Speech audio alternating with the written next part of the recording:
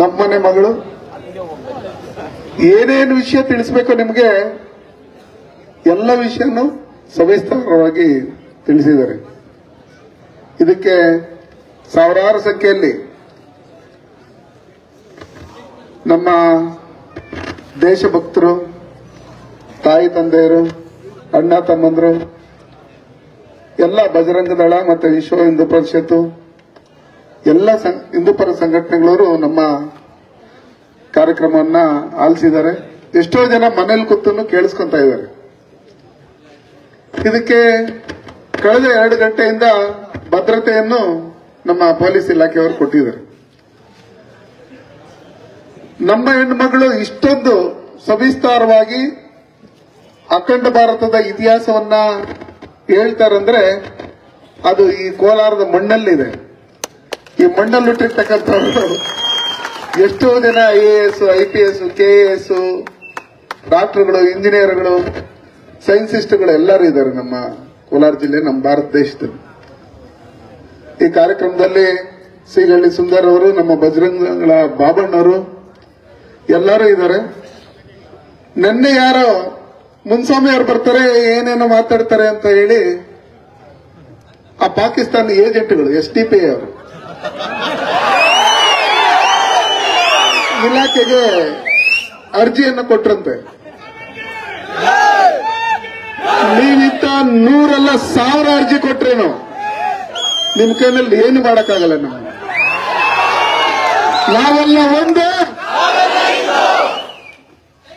ನೀವೇನಿದ್ದೀರಿ ಈ ದೇಶದ ಇತಿಹಾಸವನ್ನು ತಿಳ್ಕೊಂಡು ಈ ದೇಶದ ಭಾರತ ಮಾತೆಯ ಮಕ್ಕಳಾಗಿದ್ರೆ ಮಾತ್ರನೇ ನಾವೆಲ್ಲರೂ ಒಟ್ಟಿಗೆ ಅಣ್ಣ ತಮ್ಮಂದ ರೀತಿಯಲ್ಲಿ ಇರ್ಬೋದು.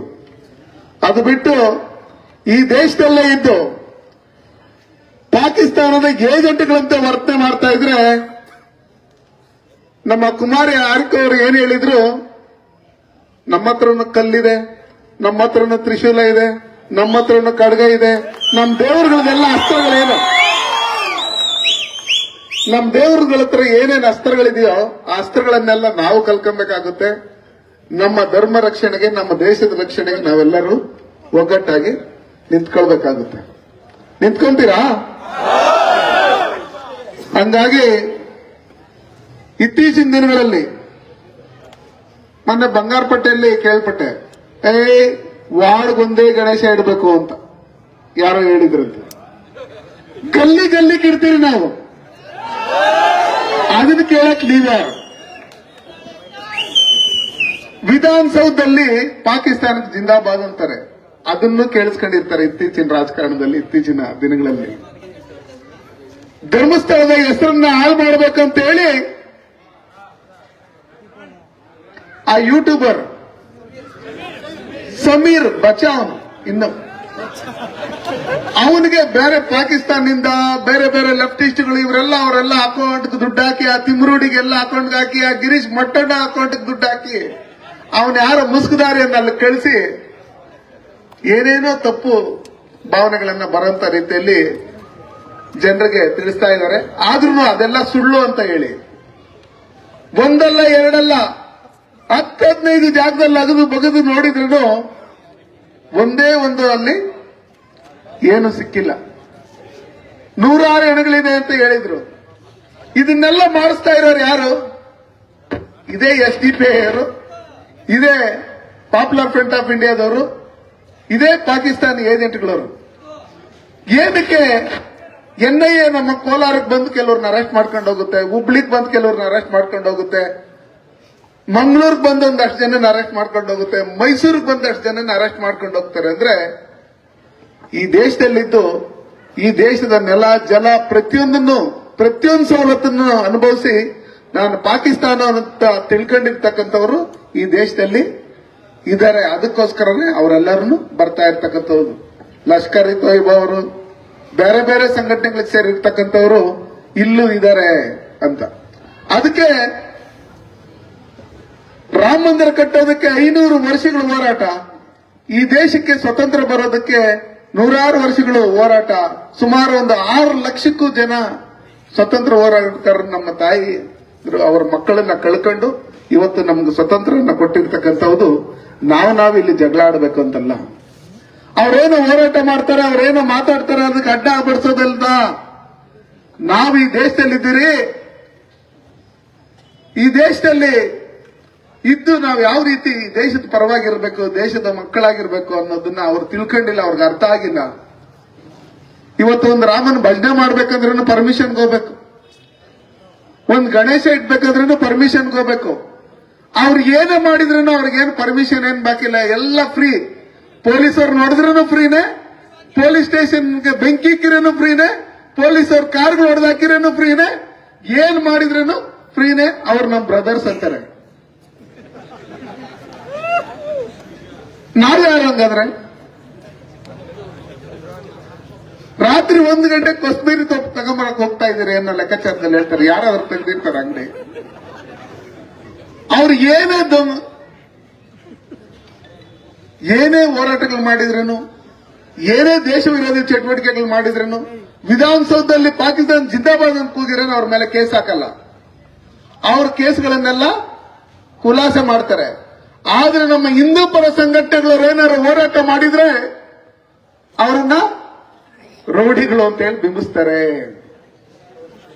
ಯಾರು ರಾಮ ಮಂದಿರಕ್ಕೋಸ್ಕರ ಹೋರಾಟ ಮಾಡಿದ್ರು ಅವ್ರು 75-80 ವರ್ಷ ವಯಸ್ಸಾಗಿದ್ರೇನು ಅಂತವ್ರನ್ನ ಇವತ್ತು ಕರ್ಕೊಂಡೋಗಿ ಸ್ಟೇಷನ್ ಅಲ್ಲಿ ಕೂರಿಸ್ತಾರೆ.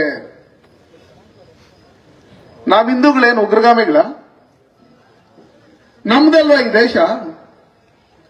ಈ ದೇಶದಲ್ಲಿದ್ದು ನಾವೆಲ್ಲ ಒಗ್ಗಟ್ಟಾಗಿದ್ರೆ ಯಾವ ರೀತಿ ನಾವು ಸಂತೋಷವಾಗಿ ಬಾಳ್ಬೋದು, ಯಾವ ರೀತಿ ಅವ್ರಿಗೂ ಭಯ ಇರುತ್ತೆ ಅನ್ನೋದು ಲೆಕ್ಕಾಚಾರದಲ್ಲಿ ನಾವು ಅರ್ಥ ಮಾಡ್ಕೊಬೇಕು.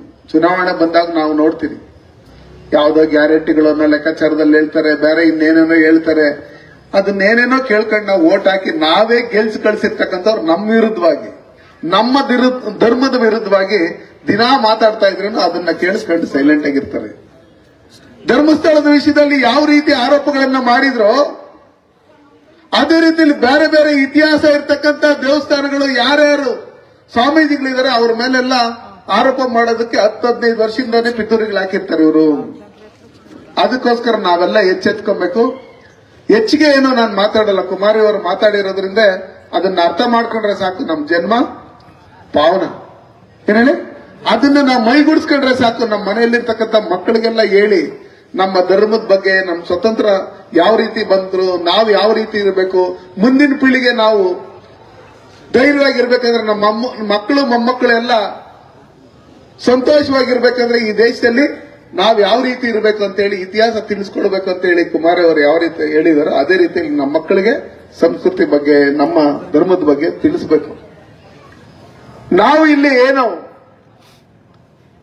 ಸ್ವತಂತ್ರ ಬಂದು 79 ವರ್ಷ ಆದ್ರೂ ಸ್ವತಂತ್ರ ಯಾವ ರೀತಿ ಬಂತು ಅಂತ ಹೇಳಿ ಇತಿಹಾಸ ನಿಮ್ಗೆ ತಿಳಿಸಿಲ್ಲ ಅಂದ್ರೆ ಬೇಡ, ಹೆಂಗ ಸ್ವತಂತ್ರ ಬಂತು ಅನ್ನೋ ಲೆಕ್ಕಾಚಾರದಲ್ಲಿ ತಿಳ್ಕೊಂಡಿರ್ತಾರೆ. ಇತಿಹಾಸ ತಿಳ್ಕೊಂಡಾಗ ಮಾತ್ರನೇ ಆ ಸ್ವತಂತ್ರಕ್ಕೋಸ್ಕರ ಇಷ್ಟು ಲಕ್ಷಾಂತರ ಜನ ಕಷ್ಟ ಬಿದ್ದು ಹೋರಾಟ ಮಾಡಿ ಅವ್ರ ಪ್ರಾಣವನ್ನ ಕೊಟ್ಟು ನಮ್ಗೆ ದೇಶಕ್ಕೆ ಸ್ವತಂತ್ರ ಕೊಟ್ಟಿದ್ದಾರೆ. ಯಾವ ರೀತಿ ದೇಶ ವಿಭಜನೆ ಆದಂತ ಸಂದರ್ಭದಲ್ಲಿ ಇಲ್ಲಿ ನಾವು ಸ್ವತಂತ್ರ ದಿನೋತ್ಸವನ್ನ ಆಚರಿಸ್ತಾ ಇದ್ರೆ ಅಲ್ಲಿಂದ ನಮ್ಮ ಹಿಂದೂಗಳೇನು ಪಾಕಿಸ್ತಾನದಲ್ಲಿದ್ರು ಅವ್ರನ್ನ ಕೊಲೆ ಮಾಡಿ ಅದೇ ಟ್ರೈನಲ್ಲಿ ದೇಶಕ್ಕೆ ಕಳಿಸಿರ್ತಕ್ಕಂಥದ್ದು. ಇದನ್ನೆಲ್ಲ ನಾವು ಹೇಳ್ತಾ ಇದ್ರೆ ನಮ್ಮಲ್ಲಿರ್ತಕ್ಕಂಥ ಯುವಕರೇನಿದ್ದಾರೆ ಆ ಯುವಕರೆಲ್ಲ ಒಗ್ಗಟ್ಟಾಗ್ತಾರೆ, ಯಾವುದೇ ದುಶ್ಚಟಗಳಿಗೆ ಬಲಿಯಾಗದೆ ನಾವೆಲ್ಲ ಒಂದಾಗಬೇಕು ಅನ್ನೋ ಒಂದು ಭಾವನೆ ಅವ್ರಿಗೆ ಬರುತ್ತೆ. ಅದಕ್ಕೋಸ್ಕರನೇ ನಾನು ಹೇಳೋದು, ಈ ಭಾರತದಲ್ಲಿ ಡಾಕ್ಟರ್ ಬಾಬಾ ಸಾಹೇಬ್ ಅಂಬೇಡ್ಕರ್ ಕೊಟ್ಟಿರ್ತಕ್ಕಂಥ ಸಂವಿಧಾನದಲ್ಲಿ ಮಾತ್ರ ನಡೀತಾ ಇರ್ತಕ್ಕಂಥದ್ದು. ಆದ್ರೆ ಇತ್ತೀಚಿನ ದಿನಗಳಲ್ಲಿ ಬೇರೆ ಬೇರೆ ಯಾರ್ಯಾರೋ ಕೊಟ್ಟಿರ್ತಕ್ಕಂಥ ಇದ್ರಲ್ಲಿ ನಡೀತಾ ಇರ್ತೈತೆ. ಪಾರ್ಲಿಮೆಂಟ್ ಅಲ್ಲಿ ನೋಡ್ತಾ ಇದ್ರು ಒಂಥರ ಸಂವಿಧಾನ ಇಟ್ಕೊಂಡು ದಿನ ಇದನ್ನ ಉಳಿಸಿ ಅಂತೇಳಿ ಇಲ್ಲಿ ಹಾಳು ಮಾಡೋಂತ ಕೆಲಸಗಳನ್ನ ಮಾಡ್ತಾ ಇದ್ದಾರೆ. ನಾವು ಡಿಪಾರ್ಟ್ಮೆಂಟ್ ಅವ್ರಿಗೆ ಹೇಳೋದಿಷ್ಟೇ, ನೀವೆಲ್ಲ ನಮ್ಮ ಜೊತೆಲಿ ಇರ್ತೀರಿ. ಈ ದೇಶಕ್ಕೆ ಸ್ವತಂತ್ರ ಬಂದು 79 ವರ್ಷ ಆದ್ರೂ ನಾವು ಕೋಲಾರಲ್ಲಿ ಕ್ಲಾಕ್ ಟವರ್ ಅಲ್ಲಿ ಇಂಡಿಯಾ ಫ್ಲಾಗ್ ಹಾಕ್ಬೇಕಂದ್ರೆ ಕುಮಾರಿ ಹಾರಿಕಾ ಅವರು ನನಗೆ ಮುಳುಬಾಗ್ಲಲ್ಲಿ ಹಿಂಗಿದೆ ಅಣ್ಣ ನೋಡ್ರೋಣ ಅಂತ ಹೇಳ್ಬಿಟ್ಟು ಹೇಳಿದಾಗ ನಾನು ಹೇಳಿದೆ, ನೋಡಮ್ಮ ಕೆಲವೇ ತಿಂಗಳುಗಳಲ್ಲಿ ಅತಿ ಶೀಘ್ರದಲ್ಲಿ ಅದನ್ನ ಬದಲಾವಣೆ ಮಾಡ್ತೀರಿ ಅಂತ ಹೇಳಿದ್ರಿ. ಅದನ್ನ ನಿಮ್ಮೆಲ್ಲರ ಸಹಕಾರದಿಂದ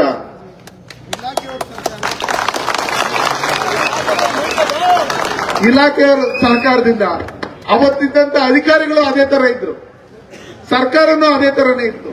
ಇವತ್ತಲ್ಲಿ ಭಾರತದ ಧ್ವಜವನ್ನ ಹಾಕಿದಿರಿ.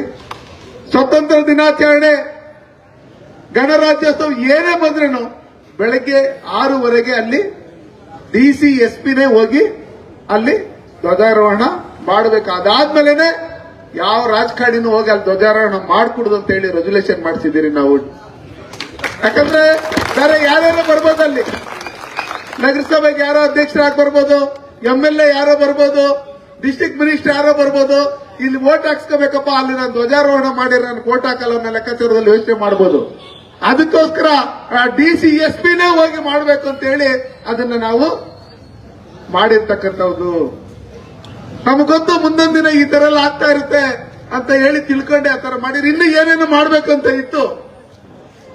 ಆದ್ರೆ ಕಾರಣಾಂತರಗಳಿಂದ ಮಾಡೇ ಮಾಡ್ತೀರಿ. 500 ವರ್ಷ ಬೇಕಾಯ್ತು ರಾಮ ಮಂದಿರ ಕಟ್ಟೋದಕ್ಕೆ ಅಂದ್ರೆ ಅಷ್ಟು ವರ್ಷಗಳ ಹೋರಾಟ. ನಾವು ಕೋಲಾರನ್ನ ಈ ದೇಶದಲ್ಲಿರ್ತಕ್ಕಂಥ ಪ್ರತಿಯೊಬ್ಬರು ನಾವು ಬದಲಾಯಿಸಬೇಕಂದ್ರೆ ಯಾವ ರೀತಿ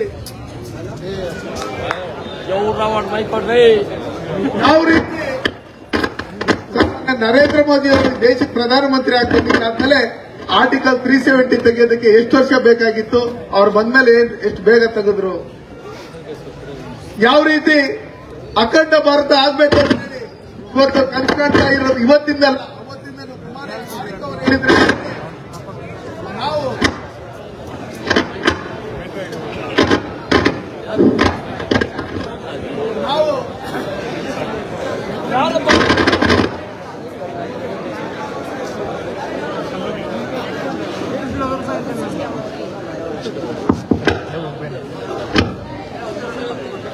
ನಾವೆಲ್ಲ ಈ ಮುಳಬಾಗಿಲಲ್ಲಿ ನಾನು ಹಂಗೆ ಮಾತಾಡ್ತೀನಿ, ಈ ಮುಳಬಾಗಿಲಲ್ಲಿ ಶಿವಾಜಿ ಜಯಂತಿ ಮಾಡಬೇಕಂದ್ರೂ ಪರ್ಮಿಷನ್ ಬೇಕು ಅಂತ ಹೇಳ್ತಾರೆ. ಆ ಪರ್ಮಿಷನ್ ಬೇಕು ಅಂತ ಕೇಳ್ತಾ ಇದ್ದ ಸಂದರ್ಭದಲ್ಲಿ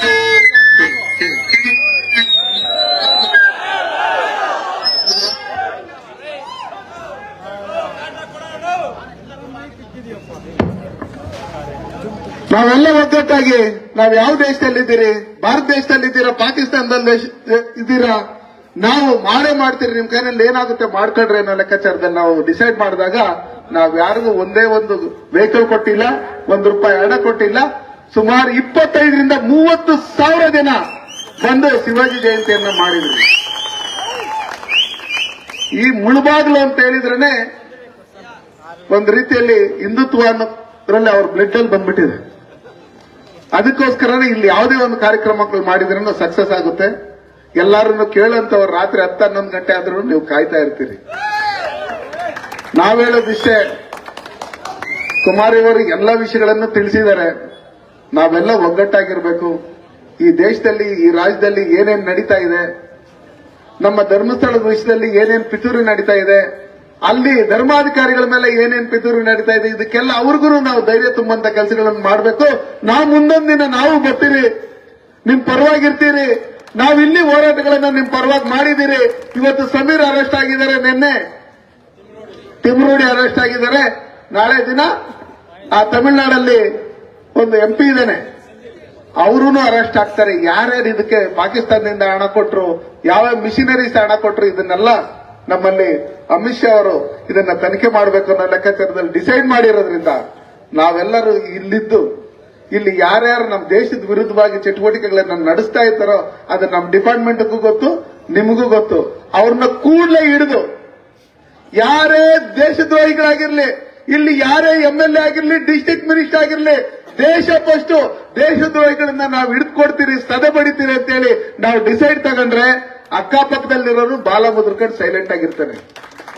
ಅದು ಬಿಟ್ಟು ನಾವು ವೋಟ್ ಬೇಕು, ನಾನು ಕಾರ್ಪೊರೇಟರ್ ಆಗ್ಬೇಕು, ನಾನು ಪುರಸಭಾ ಸದಸ್ಯ ಆಗ್ಬೇಕು, ನಾನು ಗ್ರಾಮ ಪಂಚಾಯತ್ ಮೆಂಬರ್ ಆಗ್ಬೇಕು, ನಾನು ಜಿಲ್ಲಾ ಪಂಚಾಯತ್ ಆಗ್ಬೇಕು, ನಾನು MLA ಆಗ್ಬೇಕು, ನಮ್ಮ ದೇಶದ ವಿರುದ್ಧವಾಗಿ ಯಾವನ್ ಏನಾದ್ರು ಮಾತಾಡ್ಕೊಳ್ಳಿ, ನಾವು ಕೇಳ್ಕೊಂಡು ಸುಮ್ಮನೆ ಇದ್ಬಿಡೋಣ.